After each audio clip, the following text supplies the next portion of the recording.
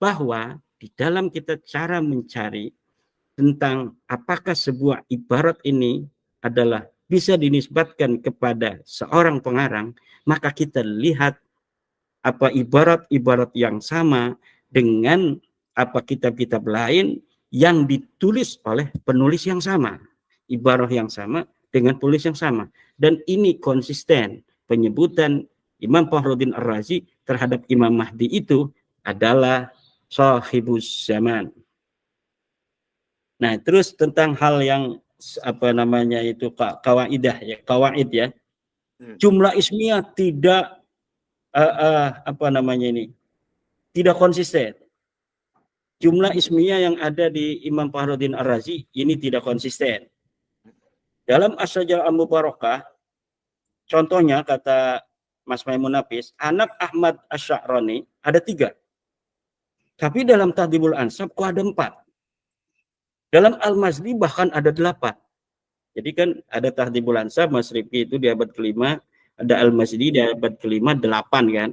Di abad ke-5 Tahdhibul Ansab menyebut anaknya Ahmad Asy-Sya'rani itu 4. Kemudian di dalam kitab Al-Mazdi disebut 8. Di dalam kitab As-Sajarah Mubarakah disebut 6. Disebut berapa? Disebut 3. Nah, 3 ya. 3 ya, dalam As-Sajarah Mubarakah disebut 3. Nah, berarti ini tidak konsisten, kata Mas Maimun Nafis. Saya jawab begini, Mas Maimun harus mengerti cara para ahli nasab di dalam menulis kitab nasab. Ada ibarah ketika menyebutkan anak dan keturunan. Ada dengan kalimat fa'aulada, ada dengan fa'aqaba. Fa'aulada itu artinya dia punya anak. Kalau fa'aqaba dia berketurunan dari. Nah, itu beda. Kalau fa'aulada ya dia punya anaknya berapa, itu mau yang keturunan tidak berketurunan disebutin semua. Kemudian kalau apa namanya fa'aqaba yang disebutkan hanya yang berketurunan. Itu yang pertama. Yang kedua, kitab yang lebih tua itu menyebutkan lebih banyak fa'aqibuhu min arba'atin misalnya. Yang berketurunan ada 4. Kemudian di kitab yang lebih muda setelah 100 tahun kemudian disebutkan yang berketurunan ada 3 oleh Sajarah Mubarakah. Kenapa bisa begitu? Itu berarti kitab As-Sajarah Mubarakah pengarangnya itu tahakkuk. Dia meneliti. Oh, dulu ada 4 anak yang berketurunan. Sekarang tapi si dia itu sudah meninggal dan anaknya juga meninggal. Jadi dari garis dia ini sudah tidak ada lagi. Maka karena apa namanya itu Imam Fakhruddin Ar-Razi mengetahui dengan tahakkuk wa tasabbut bahwa dari jalur satu ini yang dikatakan 4 oleh Tahdhibul Ansab, tapi yang satu ini hari ini sudah tidak punya keturunan, maka tidak perlu untuk ditulis kembali. Kenapa? Karena ilmu nasab, kitab nasab dicatat untuk silaturahmi orang-orang yang masih hidup, yang punya keturunan, agar mengetahui sepupunya masing-masing. Kalau orang yang 100 tahun lalu itu sudah tidak ada punya keturunan, yang hari ini tidak ada keturunannya, buat apa dicatat lagi? Itu. Tetapi kadang-kadang memang ada ulama, orang yang tidak berketurunan ditulis. Nanti inkorodo, yaitu cara-cara ulama di dalam menulis kitab nasab. Berbeda-beda. Ada yang tahakkuk, ada yang tasabbut, ada yang hanya apa namanya itu mengutip dari ulama sebelumnya. Jadi dia tidak up to date, Mas Rifki. Dia kayak Ibnu Inabah di abad 9. Dia ini menyebutkan Ahmad bin Isa. Tapi yang dia sebutkan persis sama dengan Tahdhibul Ansab yang ada di abad ke-5. Ini berarti Ibnu Inabah di dalam nasab Ahmad bin Isa dia tidak tahakkuk. Dia tidak apa namanya itu sengaja meneliti. Di nasab lain dia meneliti, tapi nasab ini nggak usah lah, ini kayaknya nggak penting misalnya. Itu diabaikan menelitinya, hanya dia mengutip dari ulama sebelumnya. Ada yang seperti itu. Dan juga apa yang dipermasalahkan oleh apa namanya itu Mas Maimun Nafis bahwa jumlah ismiyah itu apa namanya tidak konsisten. Dengan tidak konsistennya ini berarti bahwa dalil saya yang mengatakan bahwa anak Ahmad bin Isa itu hanya 3 berdasarkan kitab As-Sajarah Al-Mubarakah ini gugur, kata Mas Maimun Nafis.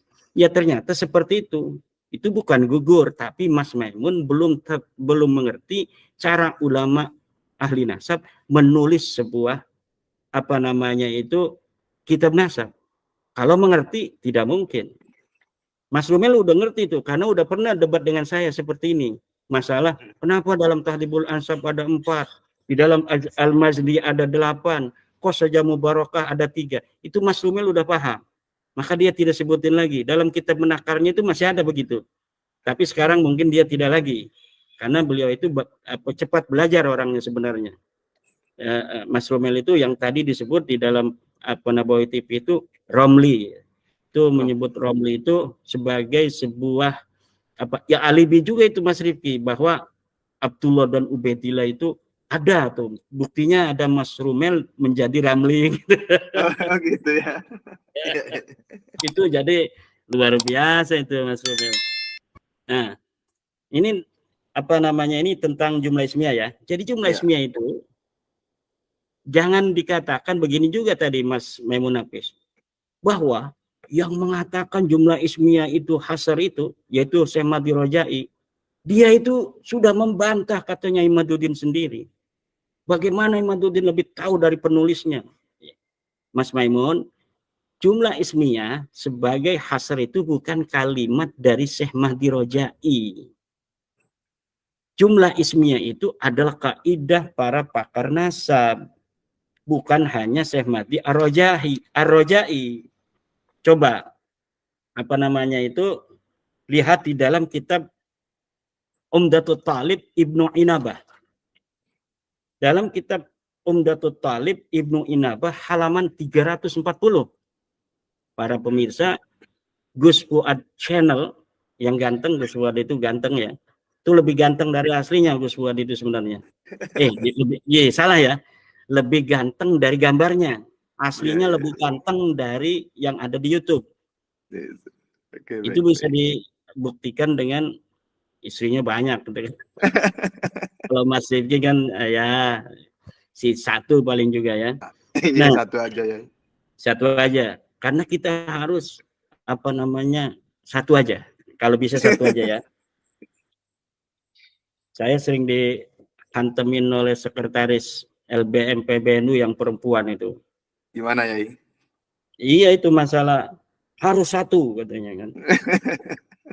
Nah, ini di dalam kitab Ibnu Inabah halaman 340 itu persis sama ibaratnya Mas Maimun Nafis, bahwa jumlah ismiyah itu apabila ditulis dalam kitab nasab itu artinya hasr, hanya 3. Tadi Mas Maimun juga buktinya ada kitab yang lebih tua, kemudian malah lebih sedikit daripada kitab lebih banyak daripada kitab sebelumnya. Itu saya katakan tadi, ada ulama nasab yang malas meneliti, dia hanya mengutip dari ulama nasab yang masa lalu, seperti Ibnu Inabah ketika mencatat nama anak Ahmad bin Isa di abad 9, dia persis sama, hanya menyebutkan Muhammad dengan apa yang ditulis oleh kitab Tahdhibul Ansab di abad ke-5. Itu yang demikian itu namanya para penulis nasab, karena dianggap ini tidak terlalu penting atau memang di luar jangkauannya, akhirnya dibiarkan, dia hanya mengutip kitab-kitab sebelumnya. Kemudian ada lagi yang disebutkan oleh Mas Maimun Nafis,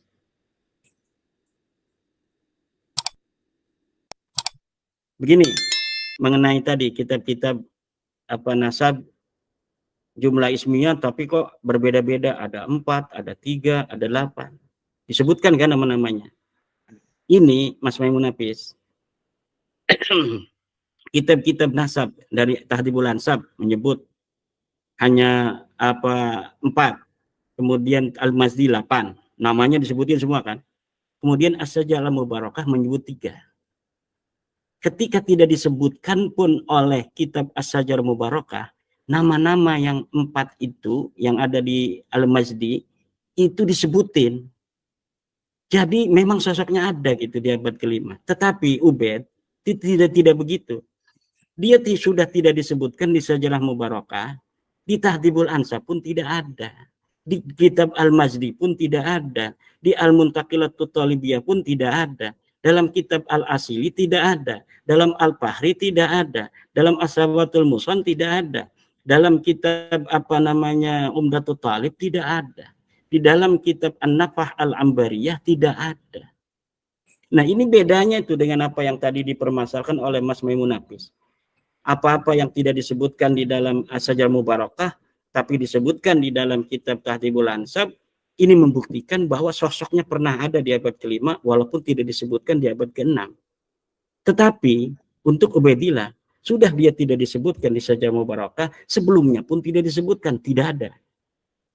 Abad ke-5 ada kitab 3 yang bisa diakses yang berkaitan dengan kitab nama Ahmad bin Isa, sama sekali tidak ada nama Ubaid. Kemudian abad-abad setelahnya itu sampai abad 9, sampai abad itu diciptakan pada abad 9. Tidak ada. Ini yang saya katakan yang disebutkan oleh Mas Maimun Nafis itu menguatkan saya sebenarnya. Kemudian bikin kaidah, Mas Rifki. Ini Mas Maimun Nafis ini bikin kaidah. Kata dia, as-sukut alan nasab wa adamud dzikri la yu'tabar fi ilmin nasab li anna sakita yahtamilu fi amrihi al-jahalatu au akhada anil jahili awil ikhtisaru. Ini maknanya begini, diam terhadap nasab dan tidak menyebut itu tidak bisa dijadikan patokan dalam ilmu nasab. Karena orang yang diam itu mungkin saja dia tidak tahu atau mengambil dari orang yang tidak tahu atau dia niatnya meringkes. Ini saya baru mendengar ini ada kaidah begini, Mas Rifki. Berarti sebelumnya belum ada kaidah itu ya? Iya, kayaknya dibikin sendiri ini. Karena berarti itu bisa dipertanyakan ya, itu kaidah ya dari jelas. mana atau? Harusnya tadi Mas Mabdi Dikara sebagai moderator ya yang dari Institut Ilmu Al-Qur'an IIKI Jakarta itu mempertanyakan ini kaidah dari mana gitu. Kata Mas Maimun, dari saya. Nah, diam terhadap nasab dan dia tidak menyebut itu tidak dapat dijadikan patokan dalam ilmu nasab karena orang yang diam, penulis nasab misalnya, mungkin saja dia tidak tahu atau mengambil dari orang yang tidak tahu atau niat meringkas. Ini kaidah ini kita bisa uji juga secara metodologis ya. Orang diam terhadap nasab tidak menyebutkan, dia tidak bisa dihitung dalam ilmu nasab. Apalagi yang menyebutkan. Ya. Orang menyebutkan nasab, ini anaknya 3. Ini harusnya yang dihitung kan. Tidak menyebut, tidak bisa jadi patokan. Tapi yang menyebut juga harus jadi patokan dong. Jadi yang menyebut itu yang harus jadi patokan. Tidak menyebut itu jangan jadikan patokan. Betul. Kalau maksudnya dia kan mungkin tidak menyebut nama Ubaidillah, jangan dijadikan patokan bahwa Ubaidillah tidak ada. Kan maksudnya begitu dia. Tetapi ibarat ini kurang sempurna. Karena orang yang diam itu mungkin saja dia tidak tahu. Ya betul, orang yang diam itu mungkin tidak tahu. Berarti kemudian, tidak tahu kan? Iya, berarti tidak tahu. Kalau tidak tahu ya udah, berarti tidak tahu itu bisa jadi karena memang tidak ada orang itu. Makanya dia tidak tahu kan? Karena memang objek ilmunya tidak ada. Atau dia mengambil orang yang dari tidak tahu tentang sesuatu yang tidak ada itu. Atau dia niat meringkas. Ini niat meringkas ini Mas Rumel pernah saya kuliahi gratis tentang ikhtisar ini. Apa makna mukhtasar dalam ilmu nasab? Mungkin Mas Maimun Nafis ini bisa bertanya pada Mas Rumel tuh. Ya, tentang bagaimana kuliah daripada Imaduddin Usman tentang kitab mukhtasar. Kemudian seharusnya yang dijadikan oleh Mas Maimun Nafis sebagai kaidah, ini kitab apa yang akan saya sebutkan jelas, kaidahnya jelas, ada di kitab jelas. Silahkan Mas Maimun Nafis buka kitab Al-Wajiz fi Idahi Qawaidil Fiqhi karya Muhammad Sidqi halaman 205. As-sukut fi ma'radil hajati bayanun. As-sukut fi ma'radil hajati bayan. Diam ketika dibutuhkan itu menjelaskan sesuatu. Orang diam ketika dibutuhkan, itu menjelaskan sesuatu. Apa sesuatu itu? Memang sesuatu itu tidak ada.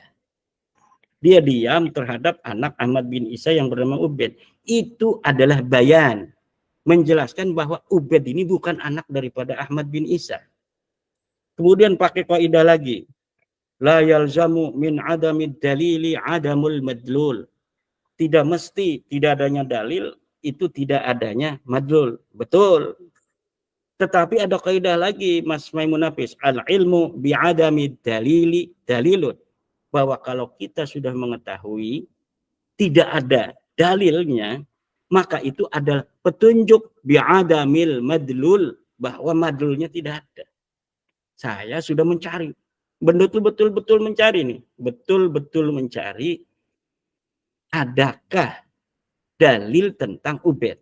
Tidak ada. Kita cari dalam kitab abad keempat Ta'ayat, dalam kitab abad ke-5 Ta'ayat, dalam kitab abad ke-6 Orono, dalam kitab abad ke-7 Ghair Maujid, dalam kitab abad ke-8 Nating, dalam kitab abad ke-9 kitab Nasab, pokoknya Wiswarawono pokoknya. Nah ini kita sudah mengetahui tidak adanya dalil, berarti ini menunjukkan tidak adanya madlul. Memang tidak ada ini. Orang ahli nasab mengatakan bahwa Ubaid adalah anak Ahmad bin Isa, tidak ada. Jadi kaidah la yalzamu min adamid dalil adamul madlul ini jangan dipakai, yang dipakai al ilmu bi adamid dalili dalilun ala adamil madlul. Nah, itu Mas Rifki yang bisa saya sampaikan. Ini untuk nanti Mas Rumel dan Mas Wafi itu ya akan dalam pertemuan berikutnya. Mungkin bisa besok. Berikutnya. Iya. Oh iya ya. Ya ini sedikit saja. Ini kalau saya catat-catat ini sepertinya sudah dibahas semua di tulisan-tulisan Yai Imad di RMI NU Ya Banten memang ini. tidak ada yang baru ya, tapi itu kan tadi ada sebuah diskusi yang diadakan untuk mencari kebenaran. Tapi ada diskusi yang diadakan untuk mengatakan kita belum menyerah. Iya ya. Ini yang baru itu adalah kaidah baru itu tadi itu ya. Kaidah baru. Tapi tadi ada yang menarik tentang DNA ya. Saya memperhatikan pertama itu Dr. Zen. Dia pakar DNA benar kan? Dia menjelaskan sesuai dengan keilmuannya. Walaupun ada sedikit-sedikit ya supaya membantu Balawi lah, karena dia Balawi. Dia menjelaskan tentang Y-DNA, menjelaskan tentang mitokondria, menjelaskan tentang zigzag parental. Ketika menerangkan parental ini semangat kan, menerangkan tentang DNA yang YDNA itu dia menyatakan bahwa setiap ayah menurunkan apa adanya kepada anaknya. Tapi dia tidak mengatakan ini bisa untuk sampai ke Nabi Adam, enggak gitu, enggak semangat. Tapi ketika menjelaskan ini itu mitokondria, sukunya Siti Hawa bisa bisa sampai atas, bisa diteliti. Kemudian ketika menjelaskan tentang DNA parental itu, ini hanya beberapa generasi tidak bisa lagi gitu. Itu memang betul, tetapi tekanan-tekanan itu mengarahkan kepada sesuatu hal. Tetapi kemudian dia setelah itu diganti membahas DNA-nya oleh siapa? Aventador. Nah, dia nggak mau duduk di situ itu, Dokter Hafi itu. Zen Hafi itu. Zen Hafi nggak mau duduk di situ. Kenapa? Ya karena dia harus tanggung jawab dong kalau dia duduk di situ, dia nerangin Aventador, nerangin dengan buat deg-degnya itu kan untuk mempertahankan nasab. Nanti dia sebagai seorang ilmuwan akan ikut berkonsekuensi dan bertanggung jawab. Itu yang terangkan tentang DNA itu jelas akal-akalan. Udah jelas. Nih, ulama dari tahun 2000-an itu sudah membuat jurnal, membuat kitab, bahkan di Muqaddimat fi Ilmil Ansab ada ulama menyebutkan bahwa DNA orang Arab C1, Ya, tentu. DNA Kaukasus G. Oke, ya ya. Iya. Kemudian dimentahkan lagi tuh. Jadi sesuatu yang sudah puluhan tahun diteliti oleh para ulama-ulama, seakan-akan ini baru saja ada DNA, kemudian metodenya ya benar. Bagaimana cara menentukan nasab Nabi Muhammad misalnya atau Nabi Ibrahim, ya harus dicari sepupu orang-orang yang mengaku keturunan Ibrahim. Betul itu, ya kan? Ya. Jadi sekarang ada yang keturunan Ibrahim ngakunya G, ada yang ngaku keturunan Ibrahim ngakunya E, L kayak Tengku Kori, kemudian ada J1. Mana yang benar? Ya karena Nabi Ibrahim itu DNA-nya adalah J1, misal, maka ke bawahnya J1. Katakanlah misalnya kita belum tahu, seakan-akan ini kita tahun 45 ya. Kita belum mau meneliti nih. Kita mau meneliti DNA Nabi Ibrahim itu apa sih? Kita lihat dari sepupu-sepupu yang mengaku sebagai keturunan Nabi Ibrahim. Ini dari keturunan yang mengaku turunan Nabi Ibrahim dari Nabi Muhammad. Apa? J. Ini yang mengaku dari keturunan Nabi Ibrahim yang ada di Saudi. Apa? J. Ini G. Ini L. Itu yang ngaku banyak kan? Tapi kan DNA Nabi Ibrahim satu. DNA Nabi Ibrahim cuma satu. Berarti ada yang salah kan dari 4 orang ini? Betul. Yang benar itu cuma satu kan? Dari ada yang J, ada yang G, ada yang L, ada yang M, ada yang O, itu yang benar kan cuma satu. Betul itu sampai di situ keterangannya masih betul. Tapi ketika dalami untuk mengetahui betul dan tidaknya dia itu keturunan Nabi Ibrahim, harus ada kakek bersama di 5.000 tahun yang silam. Karena Nabi Ibrahim adanya 5.000 tahun yang silam. Kurang lebih segitu gitu ya. Kurang lebih segitu, dari 4.700 sampai 5.400 kan. Kita genapkan saja, kita kan nggak terlalu matematikanya, nggak terlalu kayak Pak Sugeng. Dah 5.000 aja. 5.000, ya. Kita juga punya kaidah, jangan kalah sama Mas Sugeng. Punya kaidah, udah kita nggak usah yang ribet-ribet, 5.000 aja pokoknya. Ya.